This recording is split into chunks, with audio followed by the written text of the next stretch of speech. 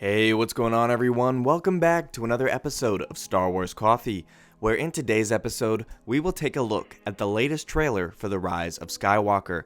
Then, we will compare this trailer to the Jedi Paxos leaks, which seem to validate everything that's been said thus far. We will read an excerpt from those leaks, and finally, we will talk about if this will win over some of the boycotters for Episode 9. That's today here on Star Wars Coffee. I have spoken.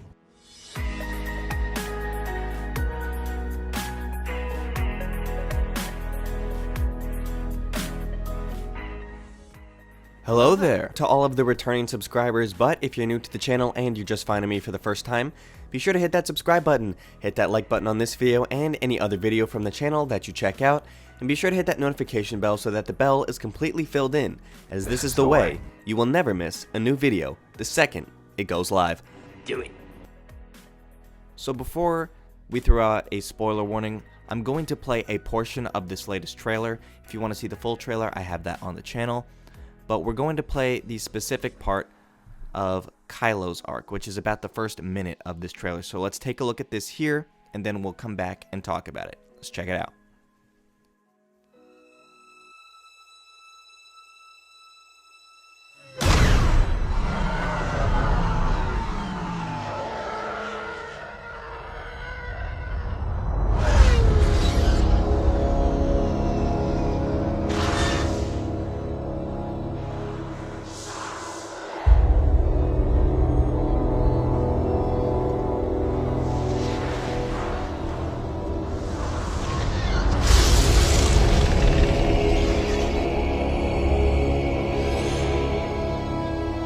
At last.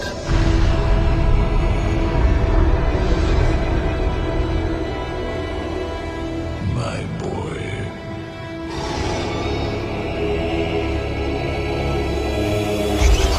I have been every voice you have ever heard inside your head.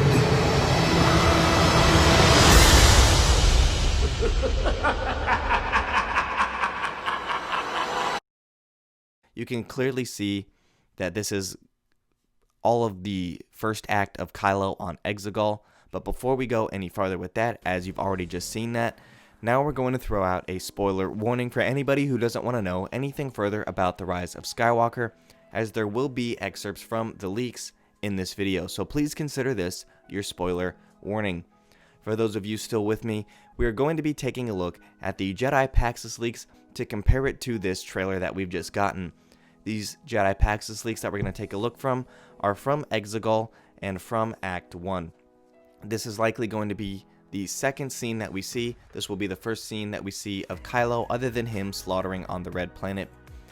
But we will be going from the Red Planet where Kylo's going to see Vader's Wayfinder, and then we're going to go to the Resistance Jungle Base and check on Rey's training, and then we're going to check back in on Kylo after he's obtained the Wayfinder and coming in on Exegol. So with that being said, let's read that excerpt from the Jedi Paxos leaks. The Unknown Regions on Exegol, Act 1. After obtaining Vader's device, Kylo travels to the place specified by the Wayfinder. It takes him to the Unknown Regions and a dead planet of flat, black rock. I previously reported that the planet where Kylo finds Vader's Wayfinder was called Exegol. Since then, my understanding has evolved and I've been told that this planet actually bears the name. Kylo lands outside a giant cube, floating just above the ground, and begins walking towards it. Kylo walks between the cube and the ground, and once he reaches the center, he discovers an elevator leading down below the planet's surface. He follows the lift down. As Kylo descends, he passes by giant statues and finds an old man near death, lying in bed and being tended to by cloaked aides. Palpatine is apparently vertical on this bed. To me, it sounds familiar to the kind of slab Vader was on at the end of Revenge of the Sith. Sources believe these aides to be referred to as Sith loyalists. The old man identifies himself as Darth Sidious. After his defeat at Endor, he left the galaxy and traveled to the Unknown Regions to rebuild his empire. Palpatine orders Kylo Ren to bring Rey to him and turn her, so that the dyad will be a strong, unified force of darkness. Palpatine also reveals that he has been amassing an armada of Star Destroyers equipped with Death Star technology, each one capable of destroying a planet all on its own. General Hux and General Pride are tasked with rounding up children in large numbers to train and staff his armada for his future regime. The new version of this scene seems to put Kylo's volatility and anger front and center.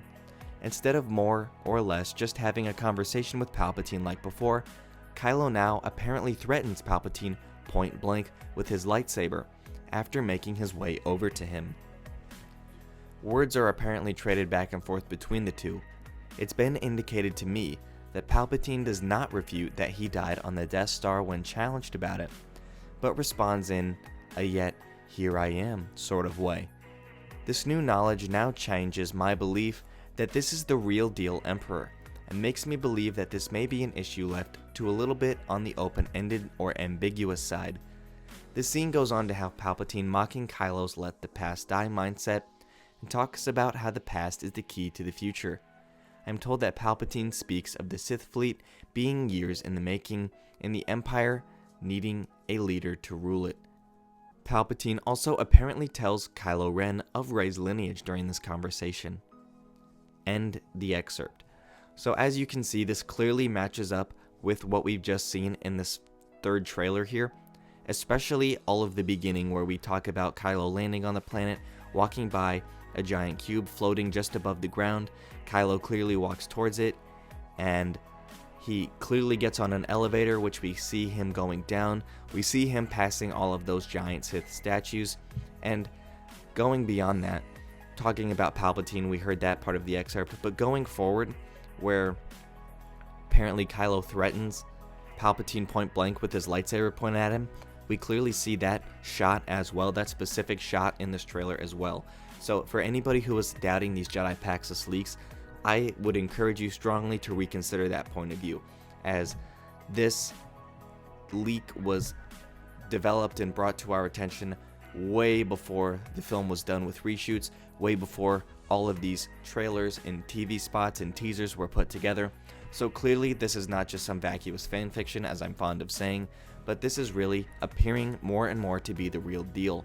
We're very close to the release of this film, and this matches up with the trailer very well. So with that being said, I'm wondering how many viewers of the trailer will no longer be boycotting episode 9 and are willing to give it a chance. Clearly, this is not the same directing style, this is not the same cinematography as we saw in The Last Jedi. This really looks, based on this scene alone, to be a step up from The Force Awakens, which I thought was directed beautifully. It was great visually. This just seems to take this to the next level, with the way this was shot looking kind of like a horror type of deal. But the way it's brought and the way we see Kylo really focused in on in this first minute really makes this video all the more really giving us a good dose of what we can expect in this film. And I would really encourage all of you who are thinking about boycotting this to reconsider that if you enjoyed this trailer. Give the film a chance, especially if you really liked what you just saw. I expect a lot more of that. There's been rumors going around that this film is going to be a lot darker than Revenge of the Sith. That has been an early rumor, and in the comments lately I've been seeing a lot of people discuss that perhaps this isn't going to be as dark as Revenge of the Sith. But since this official trailer came out today, I would say that I've seen a good amount of comments talking about how this really could be a lot darker than Revenge of the Sith, especially if all of the interactions with Palpatine have the same type of vibe.